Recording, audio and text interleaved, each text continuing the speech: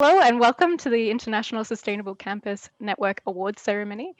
My name is Nicola Banwell and I'm the ISCN Awards Coordinator, and I'm really excited today to be with you and to celebrate the 2021 winners. It's been a long journey and a long year, but it's always a pleasure to be with the network in such a nice event and celebrate together. So we've got some great presentations in store for you today. And I'm really looking forward to hearing about the amazing sustainability achievements of our winners. And I hope that they will serve as a source of inspiration for your institutes and for your sustainability initiatives. So to start off today, we'll have a lovely opening speech from the wonderful Heather Henriksen from Harvard Sustainability. And then we'll hand over to the Master of Ceremonies, David Havlick, who is also from Harvard Sustainability. And then we will be able to hear from all four of our winners and their colleagues. And finally, we'll finish with a question and answer session at the end. So throughout the event, anytime during the webinar, you're able to ask questions using the Q&A function. So if you can put all of your questions rather than in the chat, put them straight into the Q&A. And then you can also upvote the questions that you'd like to be answered simply by using the thumb, which appears underneath each question. If we have time at the end, we can also open the mics. You can raise your hand to ask questions directly to each of the speakers. And also a note, we will be recording the webinar so that we can share it via our website after the event. So now I'd like to introduce to you Heather Henriksen, who will give the opening speech. Heather has a master's in public administration from the Harvard Kennedy School, and she is the managing director of Harvard Sustainability. She's been Harvard's chief sustainability officer for over a decade and has overseen the implementation of both Harvard's sustainability plan and the climate action plan. She is on the board of directors of the Health Product Declaration Collaboration. She's a member of the Environmental Entrepreneurs and is also a member of the Sustainability Working Group for the Council of Ivy Presidents. And in terms of the ISCN, Heather is involved as the Advisory Committee co-chair. So without further ado, Heather, I'll hand it over to you. I'm Heather Henriksen. It's so nice to see some faces and be here today. I'm honored. I just wanted to acknowledge that I know this has been a really challenging year for everybody. And especially, I think all of our hearts go out to those who've had personal loss from family and friends. And I just, I think one of the wonderful things about ISCN is it's small enough that we do get to know each other and feel like a bit of a family. And so I know we can't be physically together, but I'm certainly sending my virtual hugs to all of you. And I think, one thing is I hope this award ceremony is very uplifting and shows you just how incredible people have been during the pandemic and the incredible successes that they have had. And it's a moment to celebrate today and I think uplift our spirits. And I also hope that this will make you all want to join the ISCN conference virtually so that we can see more of each other and be in breakout rooms and actually have conversations together. So really looking forward to that. The other thing I'll just add here is I want to thank the board. I want to thank the advisory committee.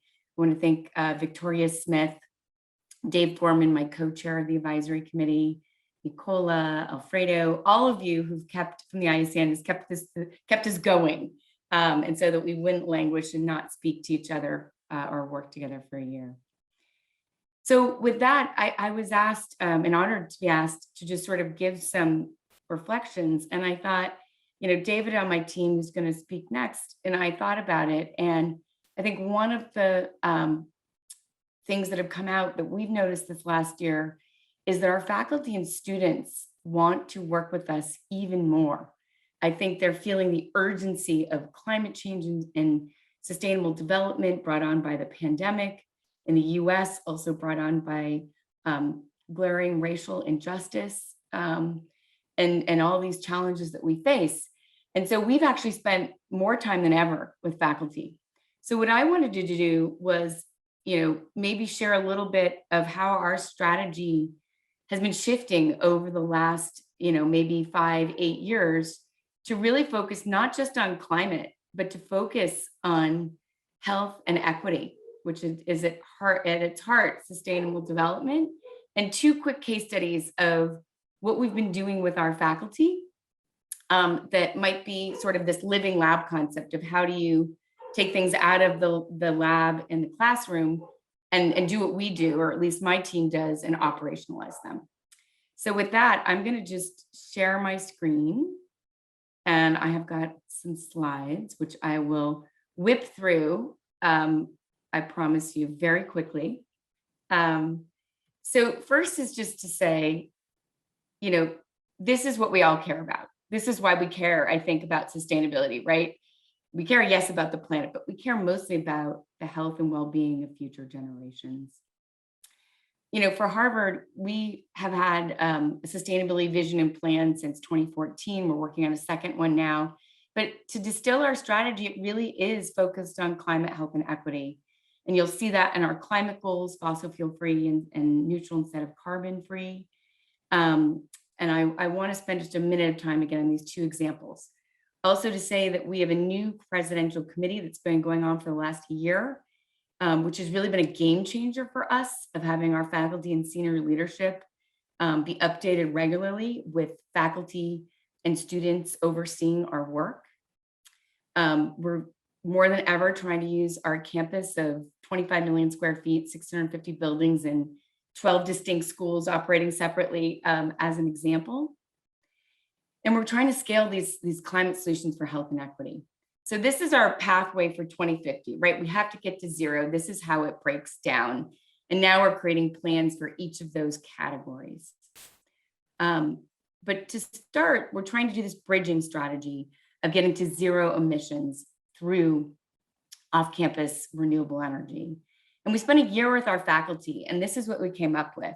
Harvard's going to go ahead and buy 100% renewable energy, not only to zero out our greenhouse gas emissions, but also the health impacts from air pollution, which we're going to track with our faculty. These new renewable energy projects also are going to provide metrics for health benefits and equity benefits, some of which we've already defined and have metrics for, and some of which we are working to do. We're also going to focus on innovation projects, and I'll speak more about that in a second, and are looking to do these innovation projects with partners, again, for greater scale.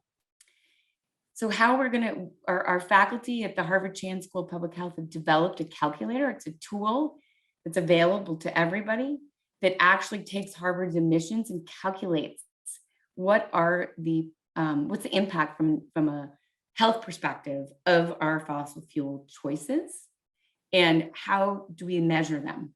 So that's something, that was the first thing that we did in the last year, is to really work with researchers in developing this calculator. We know then that we're going to make different decisions about renewable energy. We're going to, for instance, just looking at the US, focus on places like the Great Lakes, where all the coal fired power is predominantly in the United States, versus areas that have fewer health impacts directly today to people breathing the air who are getting asthma and cardiovascular disease. And as we know, over 7 million people a year die prematurely due to air pollution caused by fossil fuels.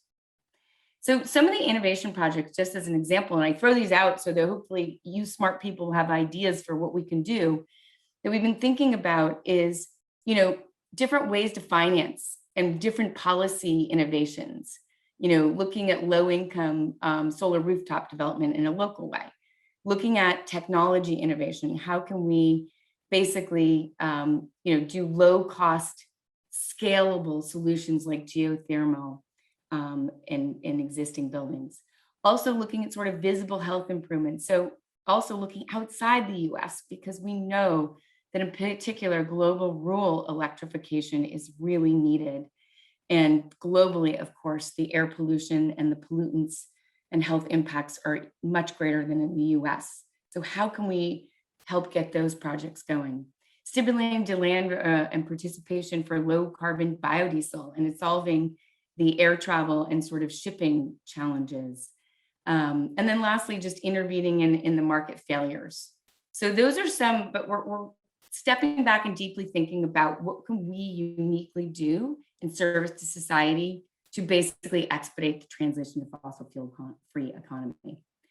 And we have a new report that'll be coming out next week. Look for it on our website, and we can send links. But this is after a culminating of a year of research with our faculty and students and the Office for Sustainability. We're putting out a report that defines what fossil neutrality is, defines these health impacts, how we're going to measure them and the equity, and how it then will focus our approach for what we buy in the marketplace and what we do on innovation. So that's just one example. The second example that we've been working on actually for almost a decade with faculty, really hard the last 6-7 years, is to address health in the built environment, because we feel like climate is being addressed in the built environment, especially new buildings, but health is not. And I think this is coming to focus even more with the pandemic, the need for indoor air quality, infectious disease control. So we've been working with researchers in particular from 3 schools, our medical school, our school of public health, and our engineering school. And we feel that there's another global systemic challenge in addition to climate, which is at its heart an equity and environmental justice issue. And that's the fact that there are these ubiquitous use of toxic chemicals in everyday products. And certainly Europe and with their REACH regulatory system is doing better, but we're still not addressing these concerns at their heart. And so we've been trying to figure out, how do we do this? Well, we buy lots of things. So we've been thinking about creating healthier buildings. And it's really started in 3 stages for us, requiring transparency. I think transparency is a theme in sustainable development. If we can't understand the root of the challenges and the complexities, we can't solve them, right? It's the same thing if we, that's why we all measure carbon and emissions, and we're measuring health impacts so that we can move the needle and change them. Same thing here, we need ingredient labels for products. What are the chemicals in our building products? Then we've been working with manufacturers to get these chemical classes of concern out, like PFAS or chemical flame retardants or antimicrobials. And Harvard's been doing this again for 6-7 years, and we felt even with 41 capital projects, we weren't scaling and helping the marketplace transform to healthier buildings. So what we did is we actually invested in doing the Living Building Challenge materials pedal, which anybody, all of you can do, and we'd love to help you do it. So again, these priority classes we've been focusing on are chemical flame retardants, PFAS, the toxic stain and water repellents that are a crisis in the United States for drinking water, and antimicrobials. We've worked with hundreds of manufacturers.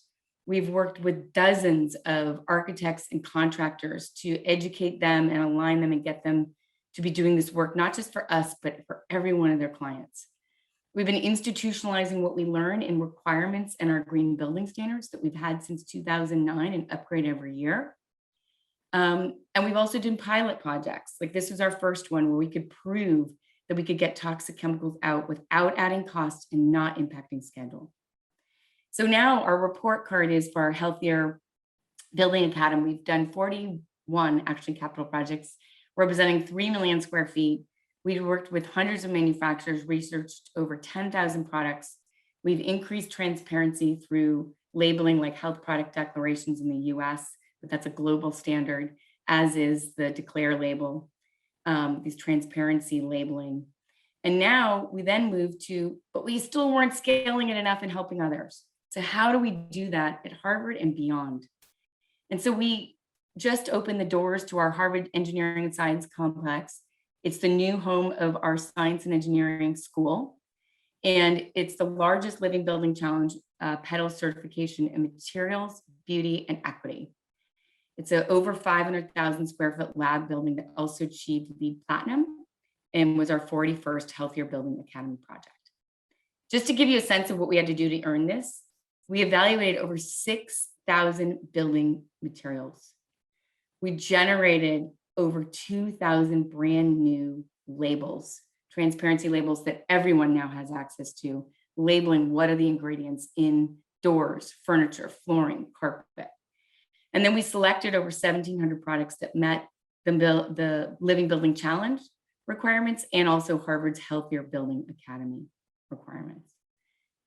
The ILFI board chair says that this is a transformational project that will, again, change the way that building materials are thought of and how people source them. And we hope that's true. We've started to scale it at Harvard and did a project using the research from that one project, and we reused 88% of the products. So this is a way we're scaling it internally. And then externally, these are the projects that did this materials pedal that came before us. And this is how they compare to the Harvard Science and Engineering complex, advancing just the number of products we looked at. So this is, again, adding a lot of research and data to help others. And this is the progress that have been from other projects outside of Harvard because of the Harvard and Science and Engineering data. And then lastly, I'll just say back to our researchers. Our researchers have also been studying them. They did the first study scientifically to evaluate the benefits of healthier buildings materials. This idea came out of their work with us on this Healthier Building Academy partnership, and our office funded it through our Campus Sustainability Innovation Fund, or I should say we're the lead funder. And what they did is we did pre and post. Traditional space, took dust samples, and then new space with healthier products. Here's what they found. Much lower levels of these toxic chemicals in the dust when we just source and buy healthier furniture and carpet. PFAS are toxic, carcinogenic, stain and water repellents.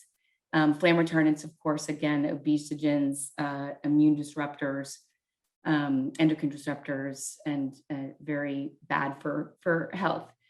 So those are just some quick examples of what we've been doing over the last year to try with our faculty to address these global systemic challenges related to health and equity.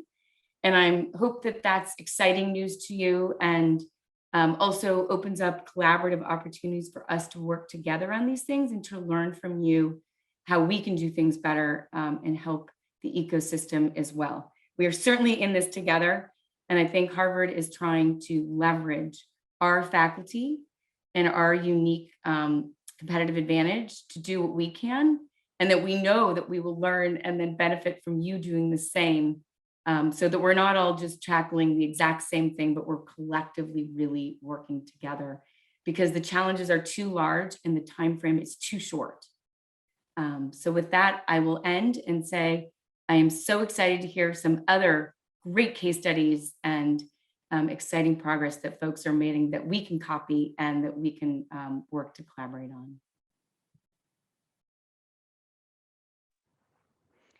Thank you very much for that, Heather, and thank you for sharing the experience of Harvard sustainability in implementing sustainability initiatives. And now I'd like to hand over to the Master of Ceremonies today, David Havlick, who is part of Heather's team, and he's a Senior Sustainability Manager at Harvard Sustainability.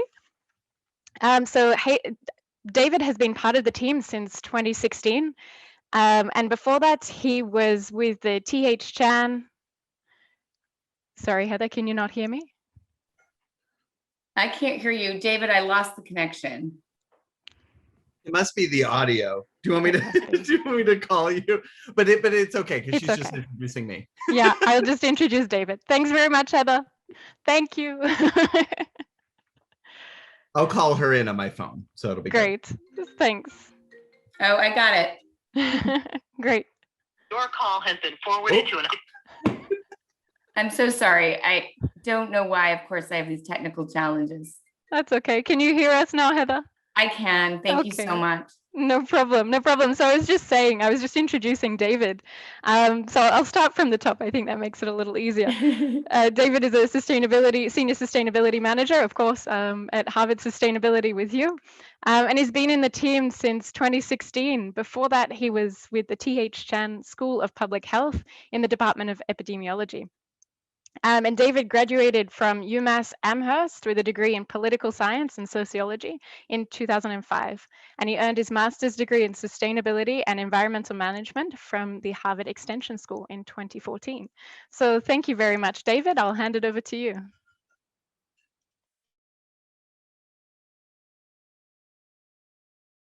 Sorry, David, you're on mute. It was so wonderful what my intro was. No, I wanted to thank you, Nicola, and I wanted to thank Heather for that wonderful opening speech. And hello out there to our audience. I'm thrilled to present to you the winners of the 2021 ISCN Excellence Awards. So the Excellence Awards that we're going to be awarding today are granted annually to recognize sustainability initiatives of our ISCN members. And they spotlight members that demonstrate leadership, creativity, effectiveness, and outstanding performance in integrating sustainability at their institutes. The ISCN Awards have been running for over a decade now and have received hundreds of nominations from higher education institutes all over the world, including Europe, Africa, Asia, Australia, and the Americas. There are 4 categories of the ISCN Awards. 3 awards are given to members, which you'll hear from the winners today: the Whole Systems Approach Award, Partnerships for Progress Award, and Culture Change for Sustainability Award. And then ISCN also gives an honorary member award to outstanding sustainability initiatives at a non-member institution. Winners of the 2021 ISCN Awards will receive a bee hotel to install on their campus to contribute to campus biodiversity, and a wooden commemorative plaque. Oh, that sounds beautiful. Hopefully we'll get to see photos of those installed. So we'll start today with the Whole Systems Approach Award. This award recognizes a project that demonstrates how sustainable campus planning and management can be used to positively impact the campus community, its research activities, the educational mission of the institution, and increase community engagement across the campus and beyond the campus. And today it is my honor to present the 2021 Whole Systems Approach Award to Covenant University for their initiative called Pet City Bricks. Get it? Pet, like P-E-T.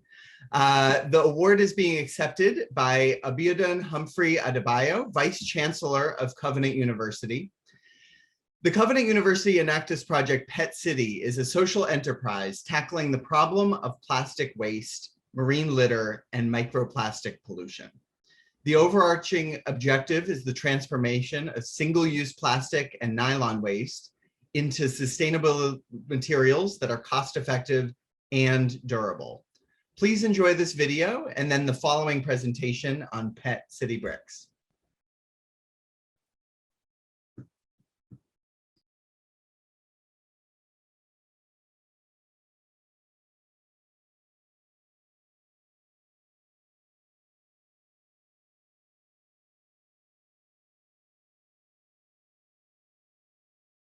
Just a moment.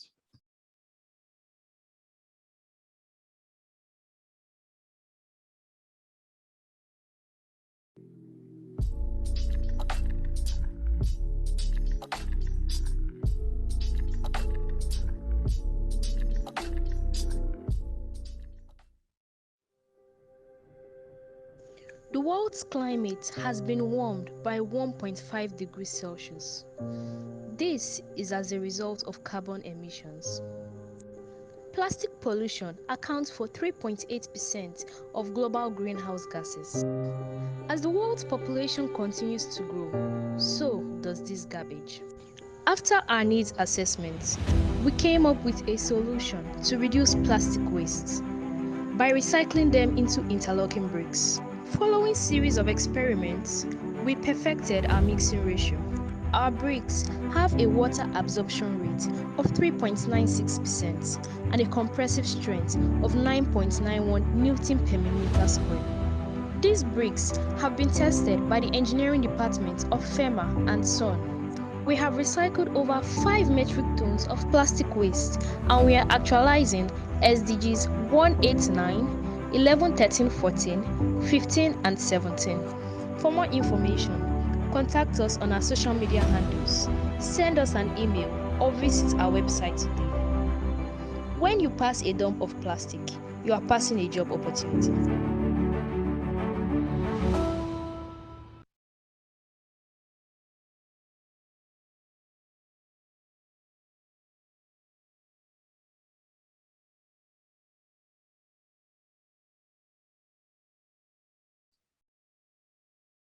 So now I'd like to introduce Vice Chancellor Adebayo to accept the award. Yeah, thank you so much. On behalf of the Chancellor and Chairman Board of Regents of Covenant University, Dr. David O. Oyedepo. As the Vice Chancellor of Covenant University, Professor Abiodun Humphrey Adebayo, I hereby accept the ICN 2021 award on the whole city project for our PET City project. Whole city system. Thank you so much, and we really appreciate what the organizers are doing. I think what you are doing is highly impactful and must be celebrated. And what you are doing to us now is to help us, to do more in the future, particularly as it contains in sustainable development of this society. Once again, thank you so much, and we appreciate this award. That's great. And then would you like to share your screen to tell us a little bit more about the project? Sure, I will. Great.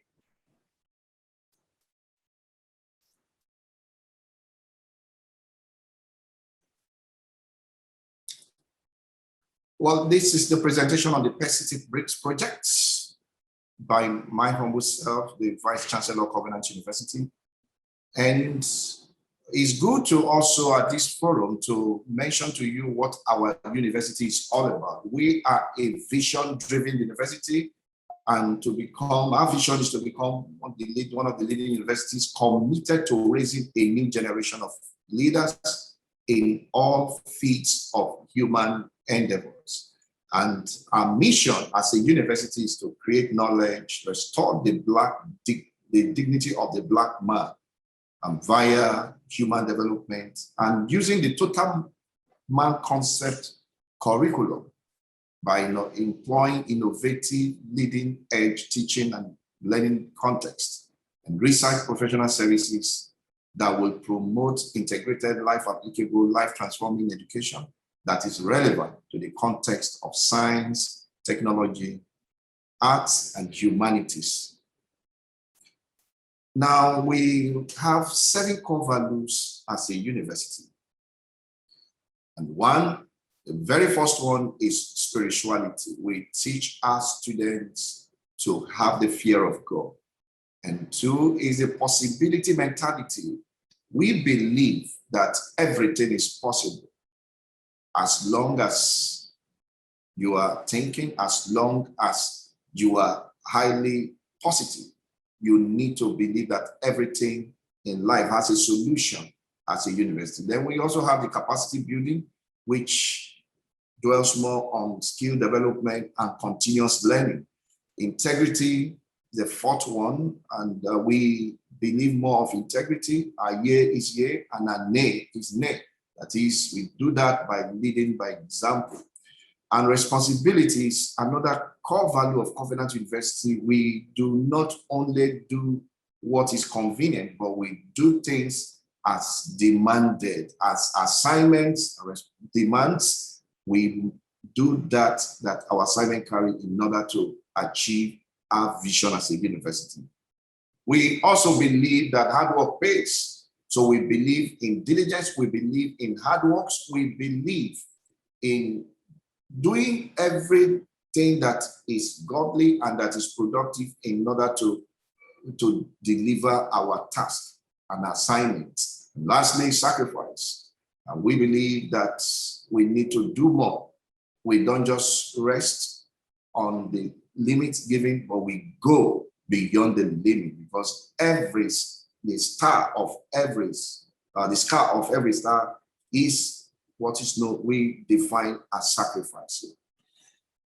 And this is the picture of our Chancellor, Dr. David O. Oyedepo. He's the Chancellor and Chairman Board of Regents of Covenant University. And we run with a Vision 10 2022, which aspires our university to become one of the 10 leading universities in the world by the year 2022. It is a vision that was received by the Chancellor, and we have tagged this Vision 10 2022. We have proofs to validate this vision ever since this vision came in 2012. We have all been driving it. And today, at the inaugural session of the impact ranking, the SDG impact ranking of Times Higher Education that came up in 2020, Covenant University was listed among the universities that were ranked. And in this year alone, we have also been ranked in the impact ranking, and we are top 200 in that, in SDG bracket 400 and 400 to 600 brackets. Again, our university is also listed as top 250 universities in emerging economies, and we currently rank top 100 in the overall ranking of THE. And on the SDGs, we are currently ranked in SDG 7, top 200, SDG 13, top 200 climate action, and SDG 14, SDG 15, SDG 1, top 400, SDG 8, top 600, SDG 11, and to mention but a few. The Pet City project was an initiative that was backed in response to the epidemic that occurred as a result of plastic waste, and that has affected greatly the vast majority of the people. The Pet City project is a project that aims to remedy plastic pollution in our environment. It's on note that statistics show that plastic continues to degrade our environment at an exponential level. And we all know that plastic is a major pollutant that not just affects land environment, but also the aquatic environment, reducing the lifespan of animals responsible for a major portion of the world's protein. And humans unconsciously consume this plastic in a variety of foods. Now, but the Pet City project focuses on converting single plastic into sustainable building materials for infrastructural purposes. The project recycles plastic, which we have tagged PET bottles, and turns them into building materials, as we can see in these interlocking tiles. And the production line of the Pet City project is the interlocking bricks that we see here. And the project takes 3 stages, as we can see, for it to reach into the final product. The first stage being that the plastic has to be melted, has to undergo the melting, and at a temperature of 260 degrees using our PET liquefier machine. And in stage 2, the sand is integrated at a predetermined ratio to improve its fire resistance and increase its overall compressive strength. And stage 3 involves the mixture of heat, and it is then stirred. It's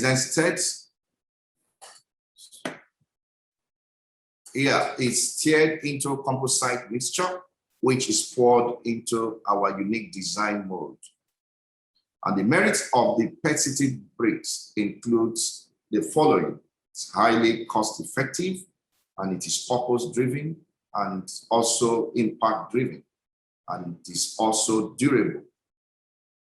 We have got validations of this product and registered with governmental agencies of our country here, Nigeria, the Standard Organization of Nigeria, that the product has received excellent feedback by these national agencies. And the Pet City project has proved to be one of the first for promoting a sustainable world through its effort in proactively achieving the United Nations SDG goals and its massive impact. The Pet City project, we believe in local solution in solving global problems. And that's what the Pet City project has really done. The Pet City project here tackles SDG 8, SDG 15, SDG 13, 11, number 1, 14, and 17. And the team members representing the entire team of the Enactus Covenant University Group, which it's driven to improve the quality of life and to promote green and sustainable environment and make impact in the world. Thank you for listening. God bless you.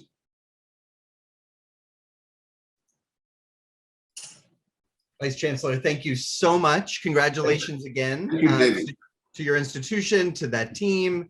Congratulations also on those amazing Times Higher Ed impact ranking scores, and just continue this great work, and thank you so much. I appreciate you. All right, so and if you have questions, we'll be doing a Q&A at the end, but let's move on to our next award. So next we'll present the Partnerships for Progress Award.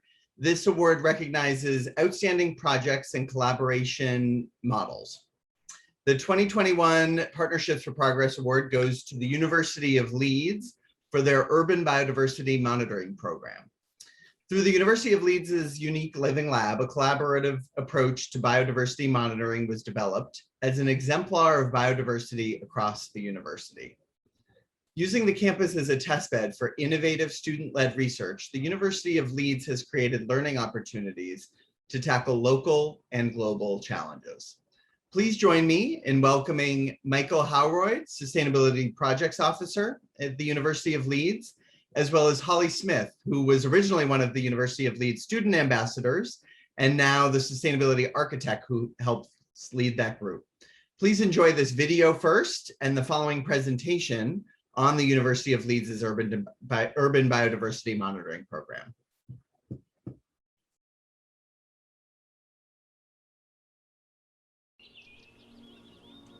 The Biodiversity Monitoring Programme at Leeds started in 2019 with 4 student ambassadors. We began monitoring pollinators across 3 main transects across campus. Since then, we have expanded our work to monitor other wildlife, including birds, bats, hedgehogs, and other small mammals.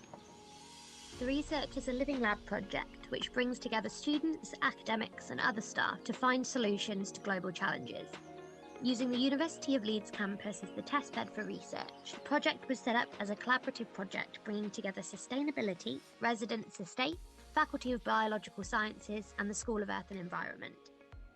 We hope to use this information to help formulate suggestions for the sustainability team on how to support wildlife on campus. We are also collaborating with other institutions to help build a global data set on urban biodiversity levels and ways to improve it.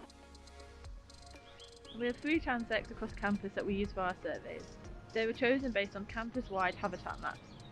Each transect is roughly 1 kilometre long, and once we collect more data along our transects for our various species, we'll be able to create hotspot maps that will correspond to habitat maps, and then we'll be able to assess that areas and connectivity are working for what species. We can then use this information to make suggestions to the university's biodiversity action plan as how to further improve these habitats. In 2007, there was a total loss of 35.8% of colonies, which is why our project initially just looked at pollinators. However, 15% of UK species are threatened with extinction, and 41% have shown a decrease in abundance since 1970, so it is really important to monitor all wildlife. Hedgehogs specifically are also in decline. We have partnered with the Hedgehog Preservation Society and are becoming a hedgehog-friendly campus. The University of Leeds has a climate plan, and biodiversity enhancement is one of the key elements for mitigation, adaptation and resilience plans that are being put through for the estate. We have grown beyond anything we could have projected. We may call ourselves pollinator ambassadors, but the project now encompasses many elements of biodiversity. So as well as setting up our transects across the university for our data collection, we began to recruit volunteers to help us actually collect the data. In addition to this, we've organised many outreach events. This includes educational talks as well as nature walks. And we've also attended and presented at multiple conferences. So this includes the Student Sustainability Conference at the University of Leeds, as well as the International Conference of Undergraduate Research. In addition to this, we've won some awards for our work. This includes the Best Poster Award at the Sustainability Conference, and to which we've been invited to present at another conference next year as well. And we were also awarded a Sustainability Award in the Collaboration category from the university. The project has helped to build knowledge and the capacity of staff and students in the area, and has created many opportunities for student participation and involvement within the sustainability community at the university. Get in contact with us for more information. Email us at biodiversity@leeds.ac.uk.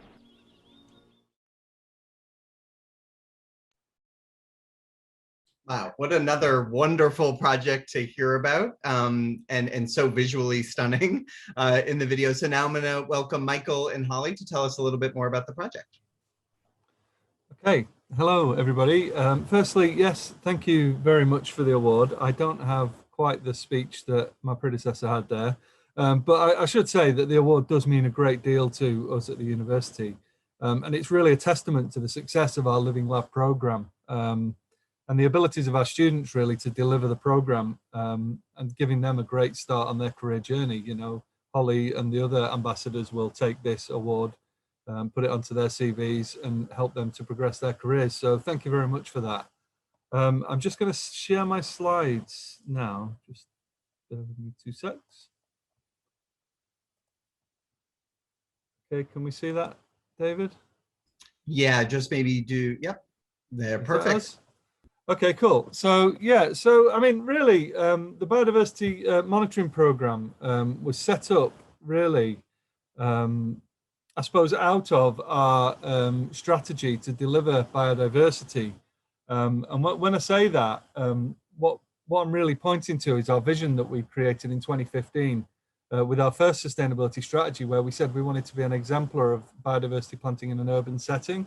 And that's really important because the University of Leeds has a population of 40,000 staff and students based within a city centre campus in a big UK city of Leeds. And it's right in the heart of the city. So, you know, we have a mixture of buildings going right from early Georgian right through to super modern.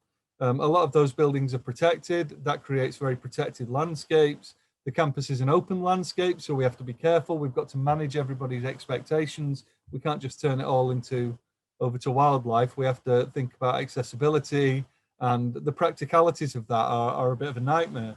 So when we're managing biodiversity on our campus, we really need to bear that in mind. And so we really needed to create a program that could reflect that and could be responsive to that.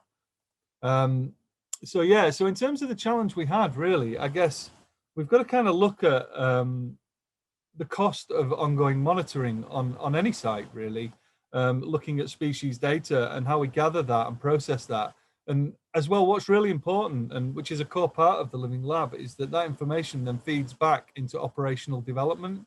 So we don't just work out where the pollinators are on campus, we also work out what we're planting in those areas that are attracting the pollinators. So then we can feed that back through our biodiversity group and our grounds teams, so they can implement those same changes in other places to create those connectivity corridors through the city. And so that really was quite important that we gathered that data first of all. And yeah, I mean, for most universities, particularly, I suppose, post-COVID and the UK post-Brexit, this is going to be a real financial challenge. So we needed to develop something that could help us to deliver that, but at the same time, provide new opportunities for our students, and actually be an ongoing program that continually updates as we go along. On top of that, really, I think it's important to recognize the importance of health in the city. Lots of our other Living Lab programs are looking at things such as air quality, and the importance of you know, vehicle movements, carbon impacts, all those sort of things. And we have programs such as the iTree program that is calculating the value that trees have in the city, just as trees, you know, the carbon capture they provide, but also the aesthetic and well-being benefits they provide. So so yeah, so really that was kind of our challenge, and that's kind of what we wanted to create an opportunity for students for. So using the Living Lab, we came up with two sort of goals, really. One was to create a self-sustaining system. So when I say that, I mean something that year on year, and it's a problem with all universities, is that students leave us. You know, it's an ongoing problem. We create great things and then students move on, and we need to keep that rolling over and over. So we had to, so we had to create a system that kept rolling year on year. And so we created our ambassadors, of which Holly was one. There were 4 ambassadors originally, and they were funded through the Living Lab, to really come up with a methodology with our academic colleagues that could address this need, but in a way that was easy to understand, so then they could train anybody up with those skills. And also linking that to the improved species data that we have for the campus. So as we develop these things, actually seeing those gradual improvements, so we can track the trends and look for where the improvements are happening, so we can build on that work. So we appointed our ambassadors, of which Holly was our first. And I'm going to hand over to Holly now to talk a little bit about the work she did. Hi, everyone. So I was appointed in my first year, along with 3 others. We initially, as the video said, set it up just for pollinator monitoring. We developed these transects. We got input from academic staff, from sustainability services where Mike works, and made sure that we had these transects set up in such a way that they would cover a broad range of different habitat types and areas of the campus itself. So we began conducting research on those, so data collection, which was mainly just us doing that to begin with, and then we started to collect volunteers. Unfortunately, COVID hit during the beginning of the second data collection period. So last March was when we were meant to start doing it again, when we had more volunteers collected, and sadly couldn't really ask people to go outside onto campus when, Boris was telling everyone to stay at home. So we basically didn't want to lose momentum, didn't want to lose any kind of progression that we got with the already setting everything up. So we've done a lot of other stuff. And actually, I think the project's grown more during lockdown than it probably would have if lockdown would have never have happened. So it's probably a good thing in that respect anyway. So yeah, we branched out into hedgehogs. That was something that I saw at a different conference. I saw the Hedgehog Friendly Campus group talking about the hedgehog project, and I thought that was really interesting and really cool. And hedgehogs are adorable, so why wouldn't we want to involve them?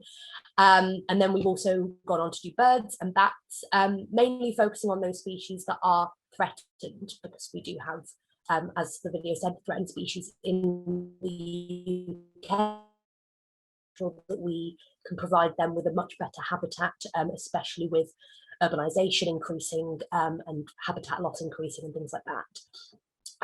So we've now reached a point where we're actually starting to collaborate nationally with different universities, there's a primary school near Leeds, in Leeds that's contacted us as well. So we really want to try and branch out. And part of that was facilitated because I work through the Club of Rome, which is a UN group.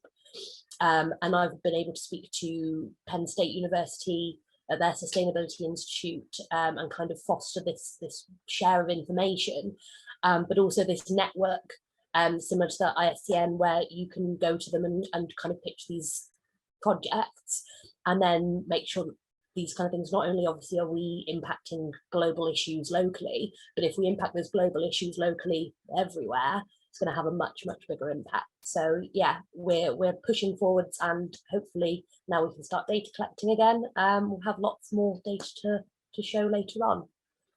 Yeah, that's basically my involvement from now, and obviously we'll have questions with everyone else at the end, as you guys said. So thank you very much. Yeah, I just wanted to add there that you might notice the SDGs at the bottom, so they are specific to this project. So yeah, we like to get that in with our slides now, just as a little nod to where we're achieving these things and impacting on a global level. Yeah. But thank you. That's great. Thank you, Michael and Holly, and congratulations again. And I'm going to take my MC privileges just to say, on our campus at Harvard, we have tons of students interested in biodiversity, pollinators, planting micro prairies and rain gardens, and pollinator garden under some solar panels. So I'd love to connect our groups at some point if we can. Yes, definitely. Absolutely.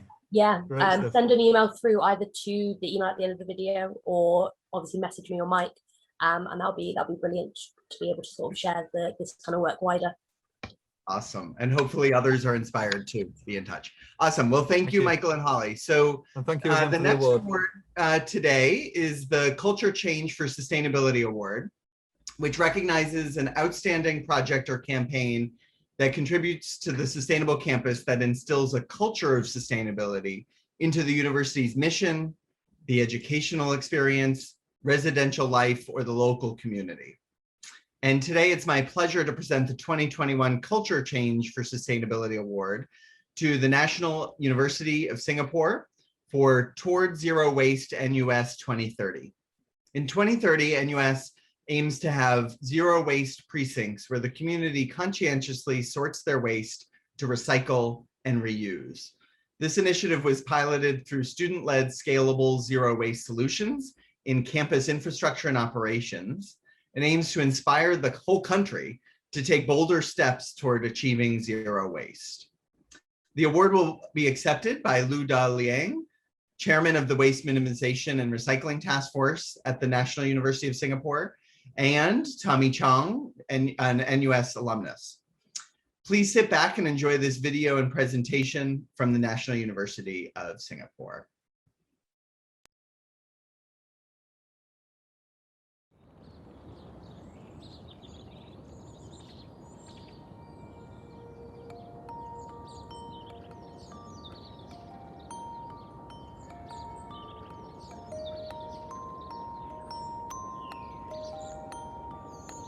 Good day to all. I would like to thank ISCN for selecting the Zero Waste NUS 2030 as the winner of the ISCN Award in the Culture Change for Sustainability category.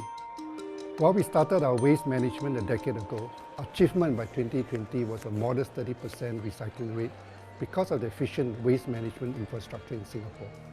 For the next decade, we are committed to a Zero Waste NUS by 2030.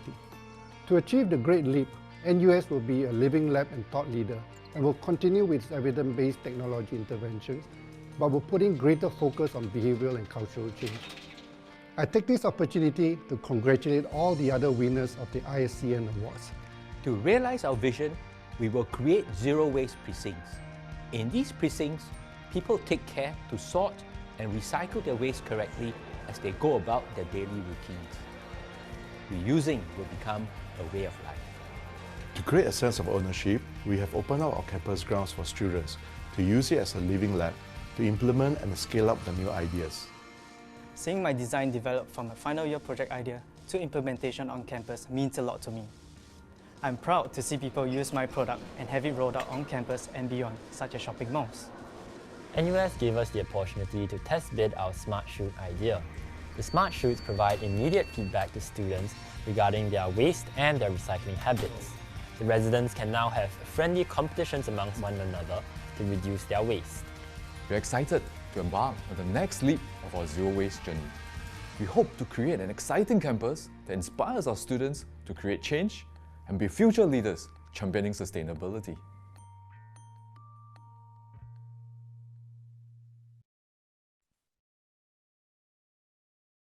Wonderful. So now I'm going to turn it over to Daliang and Tommy to accept the award and tell us more about the project. Thank you, Daniel. We are very humbled to receive the award. Just give me a second as I put up my slides.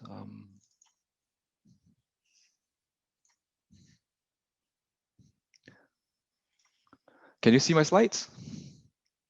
Okay, great. Hi everyone, I'm Daliang from the National University of Singapore, or NUS for short. Today I'm here to share our approach towards culture change for sustainability and how to achieve a zero waste campus. Accompanying me is actually Tommy, our NUS industrial design alumnus, who helped us develop a set of recycle right bins to get people to do action correct. Both Tommy and I are from Singapore. In case you're not aware, Singapore is a little tiny island city-state in Southeast Asia at the tip of Peninsular Malaysia, and we're quite densely populated. To give you a background about NUS, our roots started in 1905 with a very modest medical school. Okay, over the last century, we underwent many transformations, and NUS was established in 1980. Today, we are the flagship University of Singapore, public funded, and many students and staff. In 2008, we started our sustainability journey with the construction of University Town, our first sustainable development, which also won the ISCN Award in 2017. Recently, we also closed our sustainability strategic plan, covering different areas from energy, water, waste, which I'm part of. And then moving forward in the next decade, we want to achieve a smart, safe, and sustainable campus, or what we call S3 campus, with 3 signature programs: carbon neutral campus to mitigate emissions, cool NUS by 4 degrees centigrade to mitigate the urban heat island effect, and zero waste NUS to reduce waste to landfill in a land-constrained Singapore. But let me give you a context about the challenge of trying to get recycling up in Singapore. We are a small, tiny island, and we collect general waste every day because of the hot and humid weather, and we send them to incineration plant for incineration. At the end, the bottom ash landfill ash is actually transported to Semakau landfill for landfilling. And the landfill is expected to run out in 2035, and we want to extend the lifespan of the landfill. But the challenge, the behavioral challenge you have is that in Singapore, most of us live in high-rise public housing apartment buildings, and most of us have very accessible rubbish chutes in the house, in your home, or at common rubbish chutes in the corridor. And the recycling bin is actually downstairs. Okay, so it's quite easy to throw away rubbish, and often the recycling bins are quite contaminated due to lack of awareness and whatnot. And that recently, our domestic recycling or household recycling rate, for that matter, went down to 13% from 20% earlier. But amid all this, our government came up with an SG Green Plan to try to chart a more ambitious sustainability targets for different ministries in Singapore. And as supporting part of this green plan is our zero waste master plan, which aims to increase our recycling rate, domestic recycling rate from 13% to 30% in 2030. I think as a university, we looked at the targets. We think it's an achievable reach, but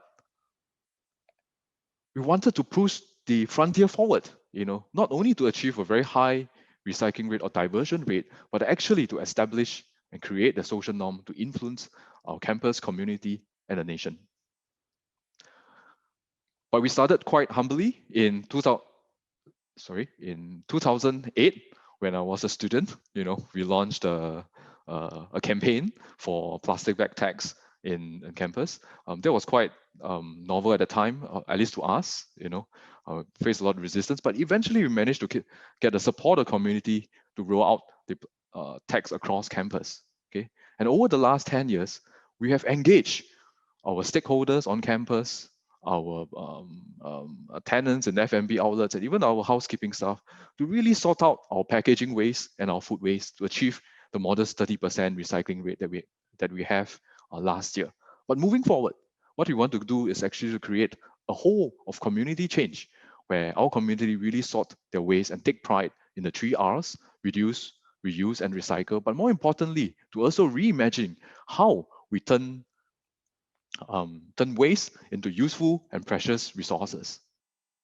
To realize this, we think that we want to demonstrate this in what we call a so-called zero waste precincts, for example, in a university town. And what happens in this precinct is that at all the key touch points, right? Whether is it from student living, you're giving information about your waste and recycling performance, having competitions among your peers, among different schools and faculties, or even at the F&B outlet where we try to reduce and recycle as much food waste and turn them to compost and return those composts back to campus grounds. At the end, we want a community that could actually consciously sort their waste and adopt reuse as a way of life. But how do we do this? We think there's 3 approaches. The first is the hardware, right? Where we want to deepen involvement by getting our students to test beds projects on campus. And we have seen interesting results, and very heartening that many projects were supported and were implemented successfully. In terms of campus infrastructure or the hardware, what we want to do is actually have our facilities, for example, like recycling bins, to be able to tell people what is the expected behavior of them and have that shape the so-called status quo and towards to be more mindful of how they recycle their waste. And lastly, software, using data to inform decision making, whether is it for individuals or at a campus level at different locations, so that we can engage our stakeholders to improve their recycling performance. For a start, we have already started to embed visual cues in our recycling bins, right? So the bins are designed by Tommy, right? Later he will share a bit more about his project, and even campaigns, So our students from their FYP projects, they test the ideas on campus, measure them, and eventually scale up to the rest of campus. But our journey was not easy. We started in 2008. I think at the bottom of the slide, and you can see the recycling bin is actually quite contaminated. It's very disappointing when I was a student to look at the state of recycling bins at that time, right? So we got together with the university administrations, my current bosses currently, right? And we really standardized our housekeeping, include queues in our bins. We tried whatever we could, right? And even engage different students over the years to design different features in bins to get people to recycle, right? In the last 2 years, we decided to ramp up our efforts to behavioral studies, to contamination, very detailed contamination studies over different quarters, many months actually, to understand the recycling behavior. And with all this collective insight that we learned over the years, through behavioral and user insights, to design better products to encourage people to do the right thing. So our new bins we tested through our experiments, we found that they actually reduced contamination quite significantly, right? I think from 60% to 27%, but we can definitely do more towards a zero contamination kind of target. Okay. At this point, I would like to invite Tommy to share with us his experience on getting people to recycle, right? Tommy? Thanks, Daliang. Yeah, good afternoon, everyone. So as Daliang has mentioned, has shared about our continuous effort to achieve zero contamination. So the next leap for us is to actually continue sorting these key material streams. So to actually take it to expand this sorting practices that we have. So currently, as you saw from the previous slides, we have actually three main types, like plastics, metals, and dry paper. So we're looking to actually further sort this into like the PET bottles, PP5, Tetra Paks, and others that can be recycled here in Singapore. So let me share with you two of these key bin features that were guided by this behavioral and user insights in nudging our users to recycle right. Yeah, next slide.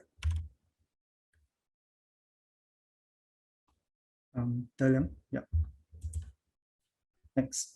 Yeah, so first we have the items display. So this was based on a card sorting exercise we did with users to uncover which visual language, iconography, or actual item images, which actually help them to make a more informed choice in sorting clean recyclables. So after hearing these personal takeaways from them, their good experiences and pain points through the exercise. So a key insight from these users we got from this exercise was to they were able to actually identify these actual item images for their specific material and visible quality of the items. Yeah, so like whether it was clean or contaminated. So whereas for the icons that were used, users were relying more on heuristics to actually sort these waste items. So it was an opportunity for us to further improve the saliency of the information architecture of these recycling bins by using concrete examples of common non-recyclables that has been contaminating the bins. So these repurposed real items shown prevents ambiguity with the recycle right sorting experience. So as for the slidable lid, this design feature actually disrupts waste disposal automaticity by adding friction through a lid that reduces the number of contaminants easily disposed of. So with the sliding mechanism and the cutout profile with the appropriately sized to fit specific recyclables, this was to minimize the other wrong items that have been contaminating the recycling bins. So the lid profile actually was developed through prototyping and testing with users themselves to understand what worked effectively for them. A bin that encourages a mindful and intuitive recycling experience. So I'm encouraged to actually see that the users are developing more sustainable recycling habits, good practices with these bins as part of the university's effort in establishing a good recycling social norm and diverting our waste from incineration plants. So yeah, thanks. Okay, thank you, Tommy. All right, next. Actually, the next strategy actually relies more on the soft approach, actually giving data to individuals and stakeholders. So currently, waste is out of mind, out of sight. Whatever you throw goes in the bin, and you don't worry about it. What we want to do is actually, whether is it from the data from the waste collector, from our smart waste recycling operations, or data from our smart chutes, or data in terms of the reused digital platforms that our students have developed to help inform behavior and create competitions among students themselves, right? And move towards closer to our goal.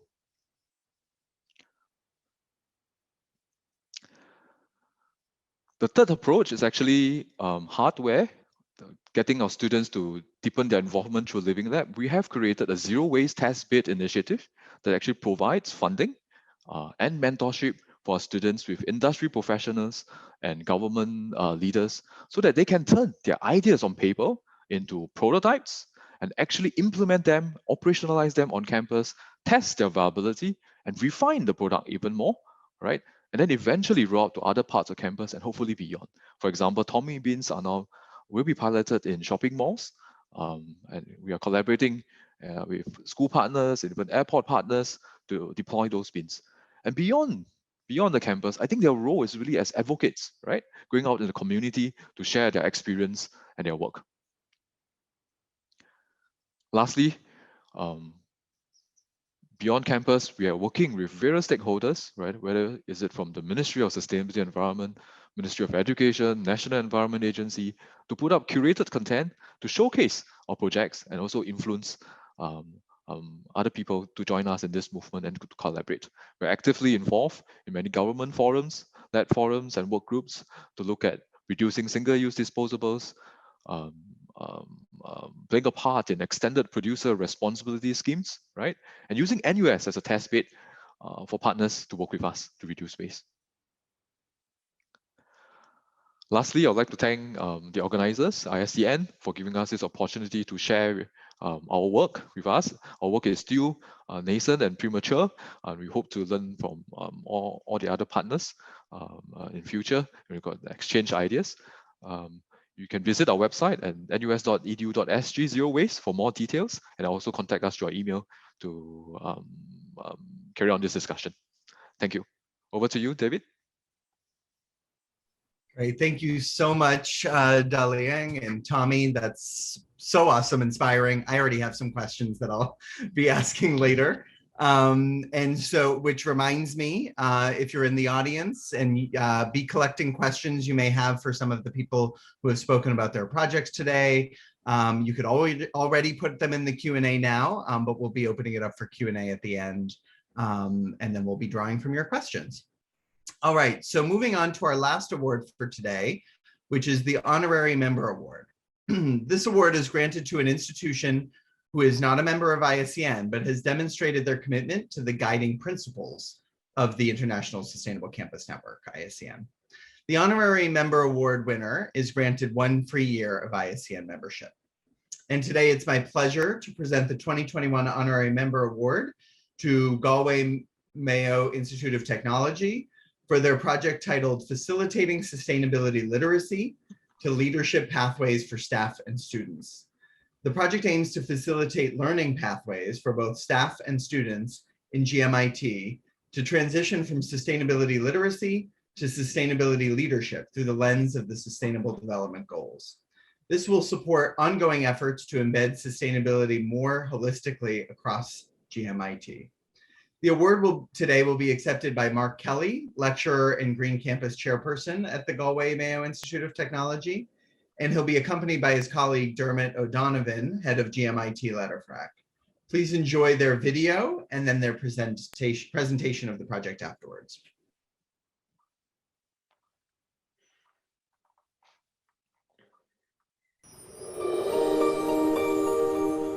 The Galway Mayo Institute of Technology, or GMIT, is located in the west of Ireland and operates across a wide geographical area, with the Centre for Creative Arts and Media and Dublin Road campuses in Galway City, the Castlebar campus in Mayo, the National Centre for Excellence for Furniture Design and Wood Technology in Letterfrac, and the Mount Bellew Agricultural College. GMIT is a multidiscipline, multi-award institute serving a diverse student body, with over 6,500 registered students across all campuses. It is a student-centred institute with a primary focus on learning and teaching, informed by research. GMIT has been actively involved in the National Green Campus programme since its inception back in 2010, with the GMIT Mayo campus becoming the first institute of technology to be awarded a green flag in 2011. Both the GMIT Mayo and Letterfrac campuses have been awarded green flags in recognition of collaborative grassroots efforts related to waste prevention and recycling, water and energy conservation, campus biodiversity, procurement processes, and sustainable transport alternatives. GMIT is using the 5 C's of curriculum, campus, community, collaborative research, and culture to frame all education for sustainability activities across the 5 campuses. 4 years ago, staff from the GMIT Dublin Road, Mayo and Letterfrack campuses developed a Level 9 10-credit Education for Sustainability module as part of an MA in Teaching and Learning. This was in direct response to an identified lack of professional development opportunities in education for sustainability for higher education staff in Ireland. Other initiatives currently underway in GMIT include the SDG Leaders Initiative, where 5 SDG leaders, 1 per campus, and 2 SDG mentors are currently undertaking an SDGs curriculum mapping exercise to identify gaps and opportunities which will inform an institutional programme review commencing in September 2021. The Sustainability Literacy to Leadership project, which will provide a learning pathway for both students and staff to move from basic awareness and knowledge in relation to sustainability and the SDGs to becoming sustainability champions and ultimately sustainability leaders. The learning pathways will require progression through a series of phases, from initially undertaking a micro course introducing sustainability and the SDGs, to workshop participation, and on to collaborating in green action projects and the completion of an interdisciplinary elective module. Sustainability champions and leaders will be officially recognised through digital badge micro accreditations. On the 29th of January 2021, GMIT's President Dr. Orla Flynn announced the establishment of a dedicated Centre for Sustainability, which will operate across several key pillars, including education and training, research, consultancy, and internal sustainability. It will have relevance across all 5 campuses in all 6 schools and across the various research groups in GMIT. GMIT is delighted to receive the Honorary Membership Award from the International Sustainable Campuses Network. It will provide access to an established and inspirational international community of practice where we can learn and share our experiences. We look forward to the next 12 months of engagement with the network, and we would like to thank them sincerely for this award.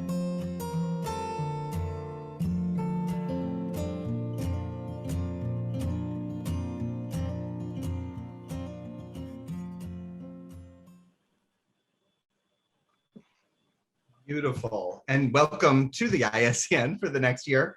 And I'm going to welcome Mark and Dermot, who will be accepting the award and talking a little bit more about this project.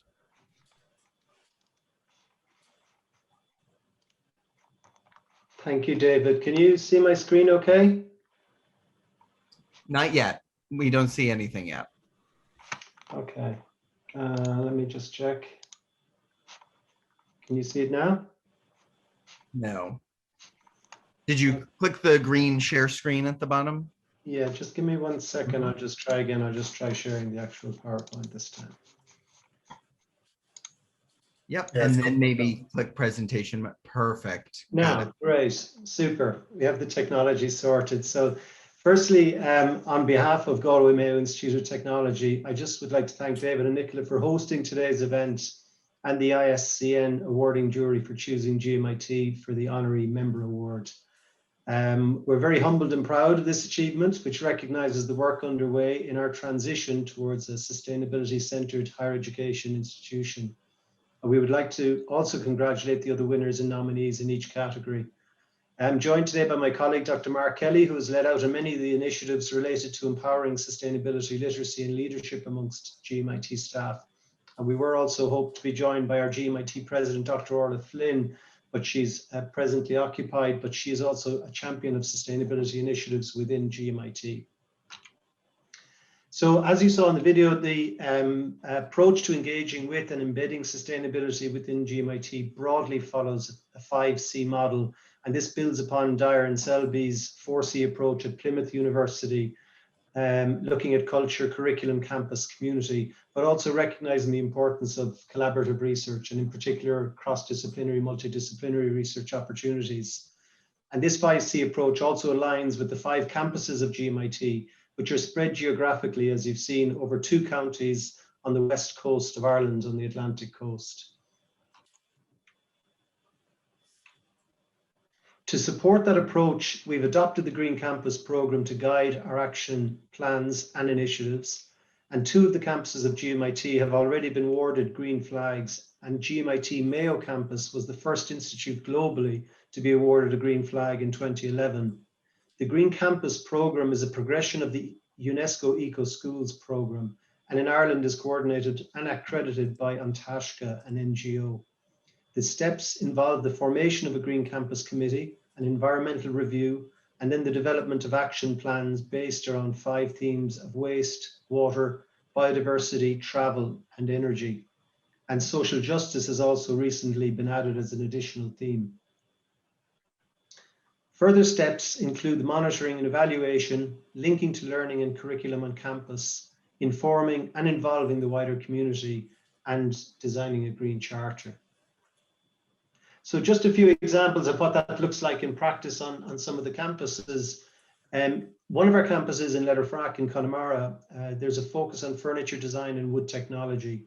And as wood is a central material used in this campus, one theme of education for sustainability involves developing knowledge and learning about trees and raising awareness of the important role trees play in combating climate change.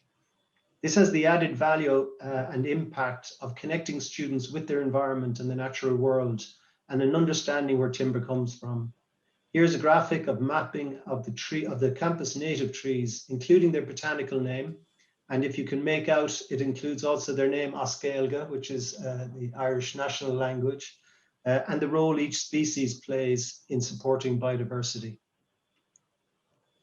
In 2017, the campus collaborated with Connemara National Park, which is adjacent to the campus, to develop a 5-acre community native woodland, and over 5,000 native trees were planted.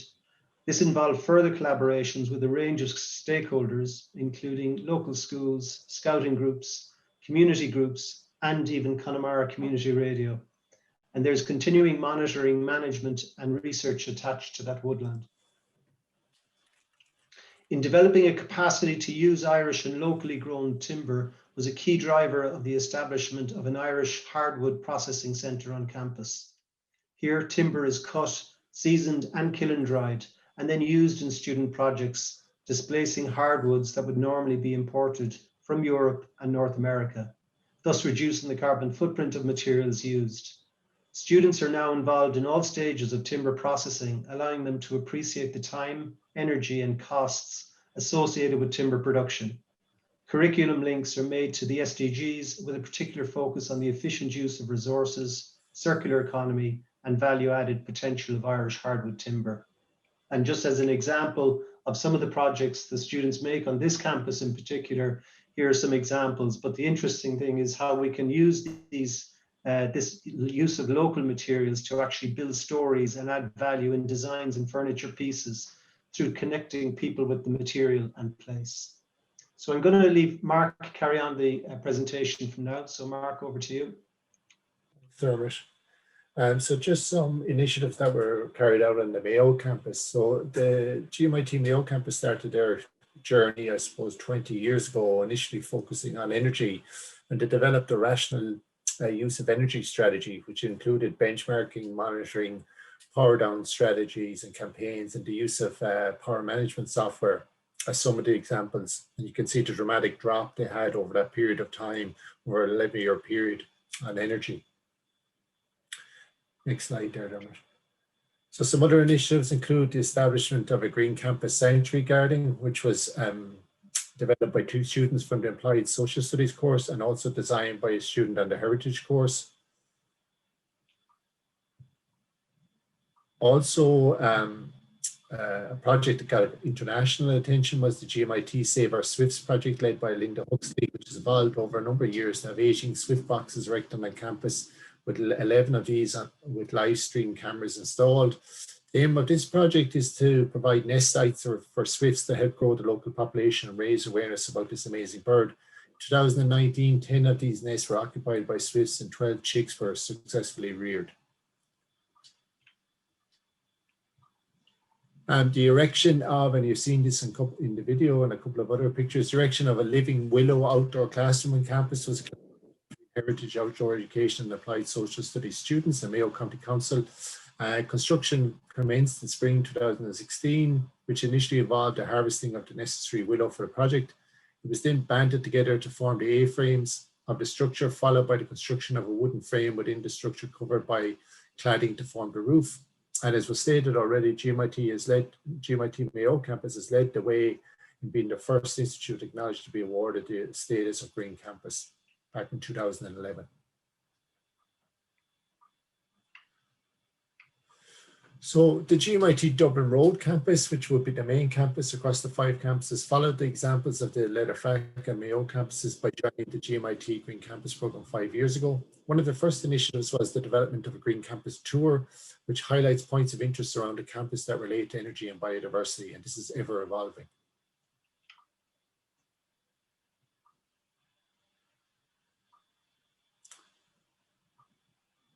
As seen in the video 3 years ago, Level 9 interdisciplinary module entitled Education for Sustainability was developed for staff as part of DMA in Teaching and Learning. This is co-facilitated by myself, Dermot, and John Scal from the GMIT Mayo campus, which demonstrates a collaborative approach across the campuses, and it's framed by the 5 C's, which I've already outlined. In addition, an SDG Leaders Initiative was launched this year. And again, as it was outlined in the video, this is a site of 7 members of staff are currently mapping SDGs across the curriculum to form an institute-wide program review of all our modules and disciplines, which is commencing in September. So this year as well, the GMIT received funding from the National Forum for the Enhancement of Learning and Higher Education to design a learning pathway for both students and staff to support the transition from basic sustainability literacy onto empowering sustainability leaders across the institute. This is currently under development and is proposed to have embedded recognition in the form of Sustainability Champion and Sustainability Leader digital badges, which will be awarded at different phases along the learning pathway.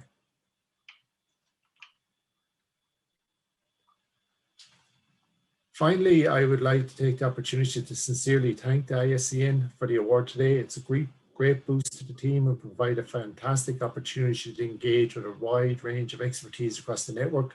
And just looking at the presentations today, the fantastic work that's going on from the other award winners.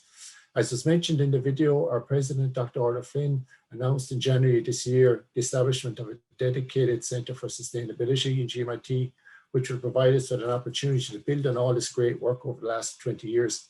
The Centre will enable us to take a holistic approach to sustainability across all facets of the Institute. And finally, I just want to leave you with a famous quote that you probably all know from the cultural anthropologist Margaret Mead, which I think epitomizes the dedication and spirit of the GMI team across our 5 campuses. Thank you very much.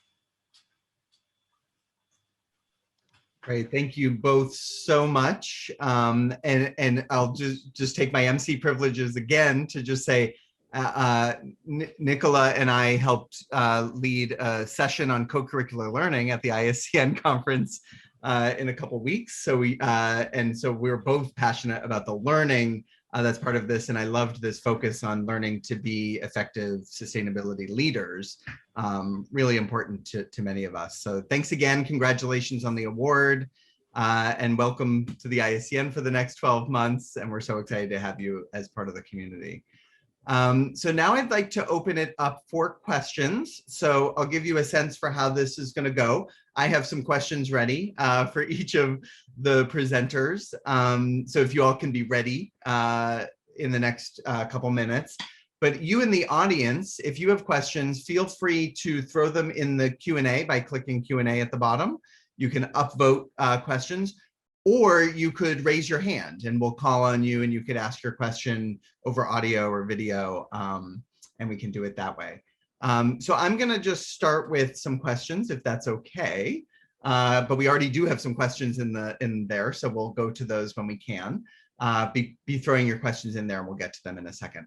But I wanted to start with our first award winner at Covenant University, Vice Chancellor, if you're there, because I can't tell, but hopefully you are. I just wanted to find out more about how, oh, perfect, there you are, how the Pet City Bricks program is funded, if you're planning on selling those bricks, if there's interest from any local institutions around you for those bricks. I was just curious about kind of the funding model, or if there's kind of hopes to scale that up to provide bricks for other institutions. Yeah, thank you so much, David. Well, for us as a university, we hope to see how we can upscale this further. We are still working on the best strategy, and perhaps if we're going to sign an MOU with company, because all of the resources, more than 90% of those resources for developing that were locally sourced. So we are hoping to see how we can scale up, but we may need to partner with some other companies so that we can also have time to do more things. Thank you. Great, thank you, Vice Chancellor. Moving on to the second group, I had a question, actually a question for Michael and then a question for Holly.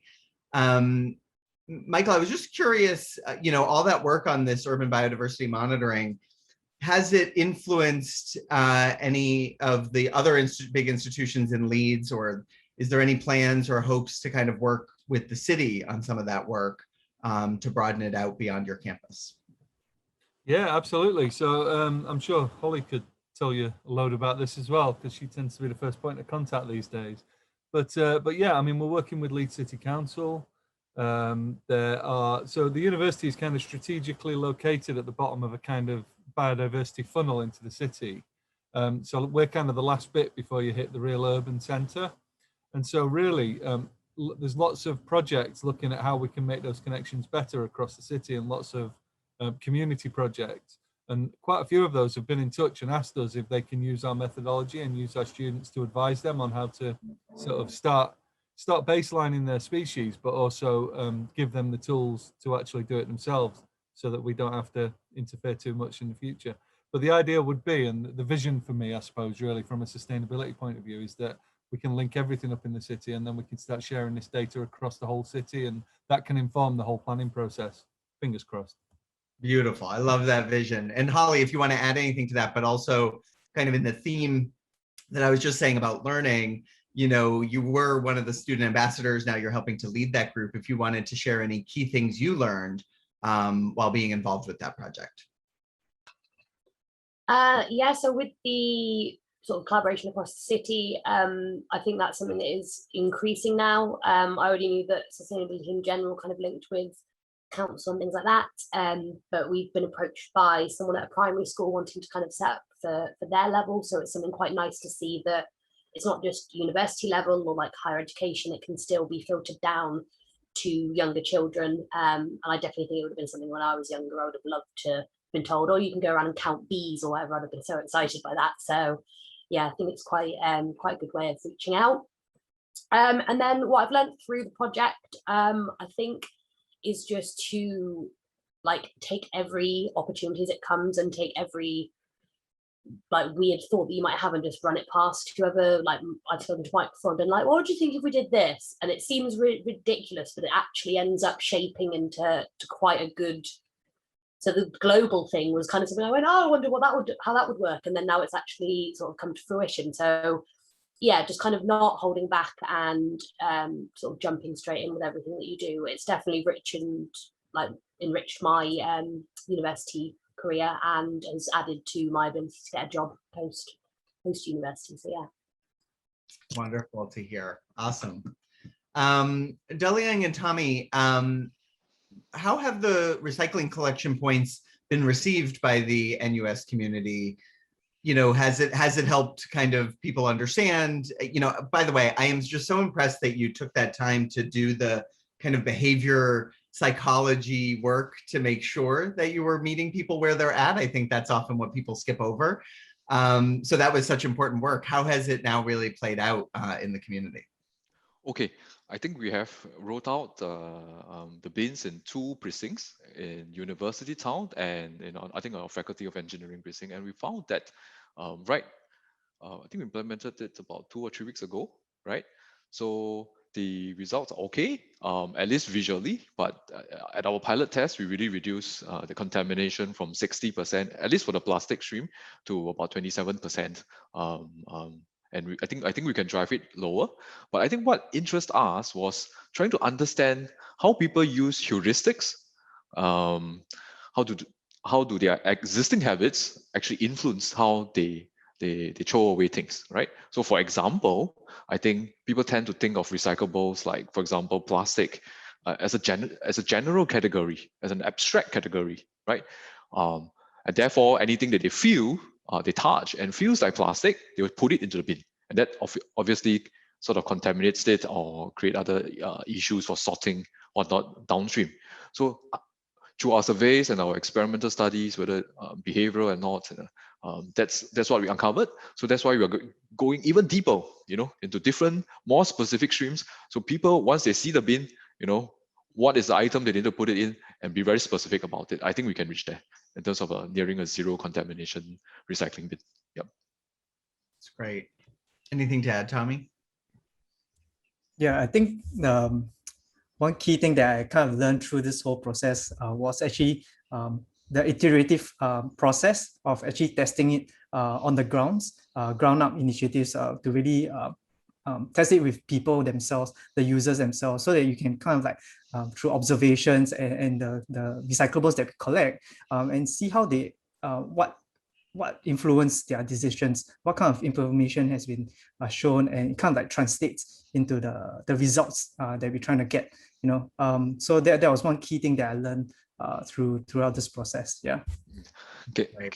Can I just add also that apart from just users, right, the general community, we also looked at how to design the bins to make it economic, to make it user friendly for the housekeeping stuff, because we have an aging workforce, the cleaners are getting old, so how to make it easy and productive for them to use the bins. Yep, that's another angle that we looked at. That's great. That's awesome. Great. And then moving to the fourth project that got an award today, Dermot and Mark. I was curious, what has kind of been the student interest in the programming that you're developing? Are there more students interested than you can really get to with some of the programming that you're doing? Or is this increasing interest because it's something you can put on your resume someday and things like that? I was just curious, kind of the student kind of reaction to this really wonderful programming you're developing. I suppose, Dermot, if you want to talk about the Green Campus Committee led a FRAC, student-led. Yeah, it's interesting. The Green Campus program is a student-led program. So it involves students sitting around with the academic community, with management, and coming up with ideas to implement. And so that's been very interesting in terms of engagement, because we would be very aware, as everyone would, of climate anxiety amongst young people, and opportunities to engage and impact change, and also to have those conversations with their, I suppose, management of campuses, where they feel sometimes maybe their voice isn't heard. It can be very empowering for them. So we found that there's an open door you're pushing when you bring sustainability initiatives into the curriculum. I think the challenge for, and I put myself in that middle generation, is that we're a bit disconnected with our young people who come to us at 18. They've been brought up in a completely different world to the one we were brought up in.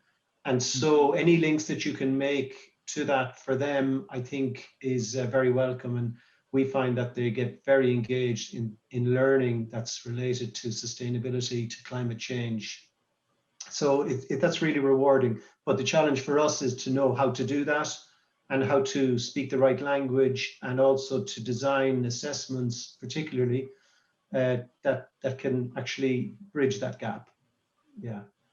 I suppose just to follow on from that, like we do in my own discipline in building and civil engineering, I do an annual survey of attitudes and awareness of sustainability, and there will be a high expectation of students coming into higher education that sustainability is evident across the programs.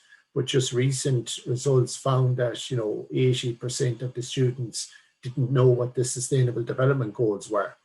So that sort of raised the flag for us to say, well, maybe we should do an introductory course around it. And I suppose the unique approach we're going to take with the micro course initially is we're going to co-design it with students. So students will actually be developing the resources, they will appear in the short videos, and they will also co-design the script.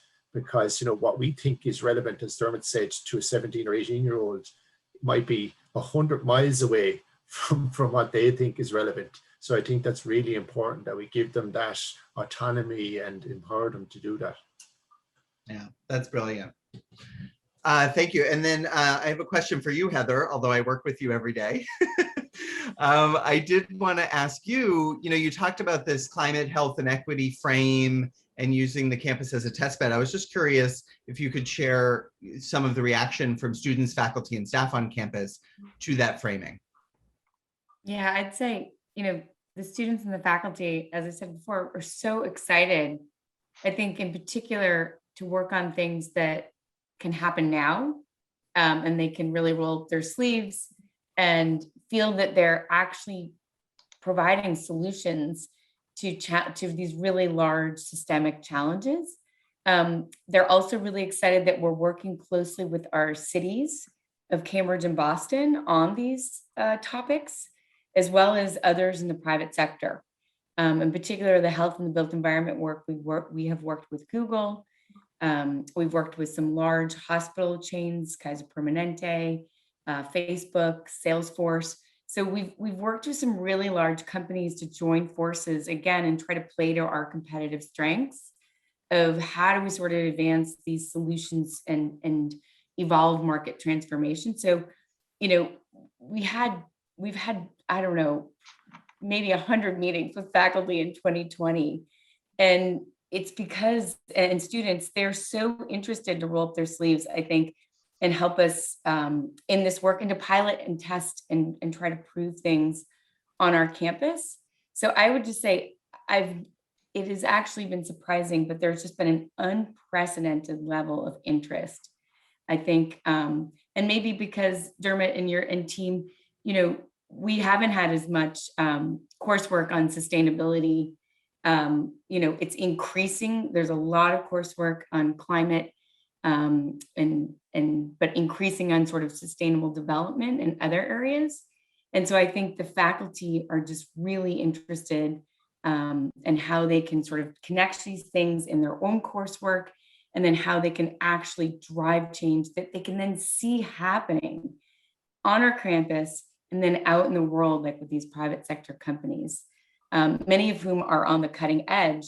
And so we're playing our role of, yes, we have another test bed, but we're also bringing faculty and students in and saying, well, what research do you need to really advance these solutions? So it's a really exciting time. And I just have never seen faculty or students, I think, more engaged on our campus and more wanting to work with us on these solutions. So we're really excited. And I think our presidential committee and having our president really drive this has also obviously been a game changer for us.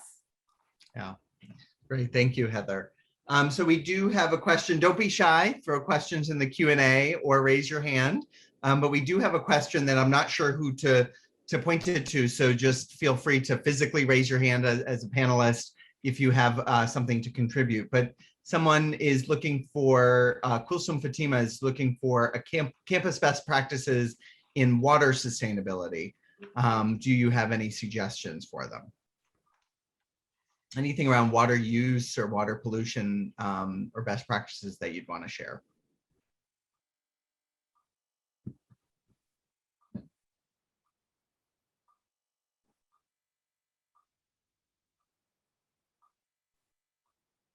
That's okay if none.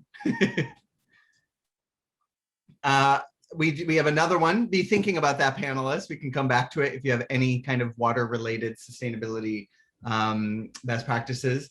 But to Vice Chancellor Adebayo, someone's curious to know how long it took to develop the right composite mix for the bricks to be structurally reliable for construction. Because as you said in your presentation, there may be even more durable than concrete. So how long did it take to develop that right mix to make sure that they were structurally reliable for construction? Talking about reliability for construction? Yeah, like the durability of the brick to make sure it was strong and wouldn't fall apart. How long did it take to get the right mix? Because I think you talked about that you had to try different mixes and different ratios and things like that. Was that something that took a long time? Yeah, maybe what you would do is to let me ask one of our partner here to equal, I think he's connected, who will speak directly to that. But usually it's not, it's something we have also tested here. We have tested and the government has also tested here. But do I have Mr. Okay, he's not online now, but he would have been able to speak to yeah, Michael Fagbohun. Please, you can link him up, Michael Fagbohun from CU. Sure. If he can just raise his hand, I'll promote him to a Michael, panelist. please raise your hands and speak to that.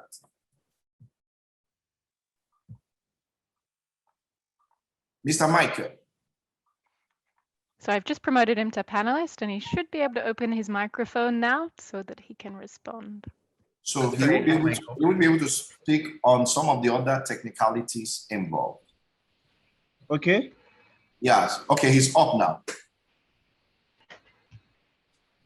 Mr. Michael. Okay, I'm on now. Yes, he's on. Yes. Okay. He's speaking to the durability and all of that and the whole processes. So how long will that take in the bricks that have been produced? One, how long will it take to have a very solid, reliable bricks from the PETs, from the plastic waste? Okay, the healing period is just a few minutes, like 5 minutes to heal. So once it dries, within few minutes, you can start using the brick. It lasts longer than the conventional brick because we have carried out comprehensive tests on that, and it's proving more about 100% better than conventional brick, and the healing period is fast. It's faster. So it's faster and stronger. Yeah, stronger. Yes. Did you get that? Hi, David. Did you get that, please? Within 5 minutes, you can be rest assured that the processes will be completed. Yeah. Okay, and that it's stronger, more reliable, and tested by governmental agencies here in Nigeria. No, that's impressive, and thank you for that answer. That's wonderful. All right, thank you. So now maybe I will do this round robin just of I'll go project by project, just anything that surprised you in your work that you'd like to share with the group. Because if it surprised you, it probably would surprise us. So let me start going backwards from the speakers. So starting with GMIT, anything that surprised you in the work that you've been developing? Do you want me to go, Mark? Yeah, go on. I think it's not a surprise, but I think the shift in momentum is really has been exponential over the last 2 years. Maybe COVID-19 has exacerbated that and accelerated it, but there's been a seismic shift in the thinking now. And I think as we emerge from the pandemic, climate change is right there behind us. And I think there's a, industry, there's a big push, and certainly from the European Union, all frameworks are gearing towards sustainability, circular economy. So there's now a rush. While we've all been championing this for many years and decades, there's now seems to be a panic almost.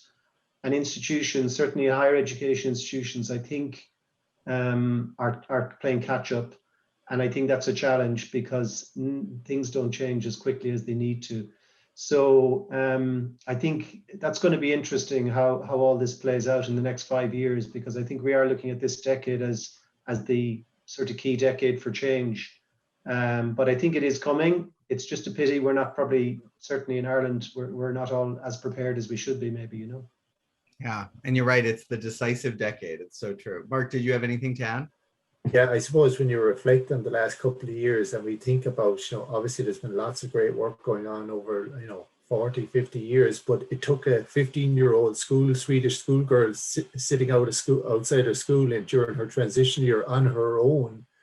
I refer back to the last quota we had on the slides there to really start this, which has been sort of phenomenal, and that has filtered into all facets of society and industry. So, when you think about that, what one school kid or schoolgirl actually, catalyzed, when you actually think and reflect about that, it is quite amazing. So that has been a big surprise to me. Yeah, agreed. How about NUS? Any surprises in your work? Hi, David. I think the key thing that surprised me, at least in this zero waste journey in the past 2-3 years, is that the power of collaboration. For example, when we started out as a student final year project, right? So the students typically come in with very raw ideas. So you need to spend a lot of time to work with them, right? But if later on in the journey, I realized that a lot of times they speed up towards the end, you know. So you find that a lot of partners suddenly, for example, in the case of Tommy, right, the bin manufacturer got interested because we really set our hearts to try to solve this problem, you know, try to innovate something as simple as a recycling bin, right? And then the National Environment Agency took an interest in the bin and then promoted it to the partners in the airport and the shopping malls, right? So when we first started, it was just, I'm just trying to solve some problem on campus, you know, and it snowballs into to something that you know, it just continues, you know, that kind of drive. Yeah, the same thing happened for our smart shoot projects, and I'm sure for other projects that will come along. So in terms of the power of collaboration, the power of trying to change, setting our minds to making things work, I think a lot of people will come to help us along the way. So I think that's what I take home as most surprising, and I think it's, to me, quite heartening.